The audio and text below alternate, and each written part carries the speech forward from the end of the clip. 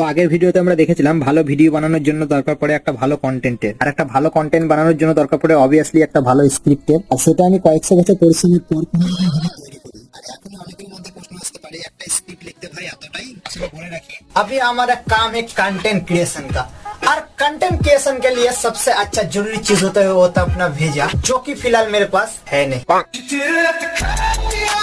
তো স্ক্রিপ্টের কাজ কমপ্লিট হলো, এবার আছে ভিডিও শুটের পালা। আর এটা যে কত বড় চ্যালেঞ্জিং এর বিষয় সেটা তো আমি বলে বোঝাতে পারবো না, সেটা তোমরা দেখতেই পারো। তাই আমি একদিন ভিডিও শুটের জন্য প্রস্তুতি নিলাম, আর মুখে ফেয়ার লাভলি, বড় ক্লাস, বড় নীল সমস্ত কিছু মুখে একদিন চকাচক হয়ে মোবাইলটি হাতে নিয়ে ঝটপট ক্যামেরা ওপেন করে ফেললাম, আর এন্ট্রি নিলাম আমার ইউটিউব স্টুডিওর ভেতরে।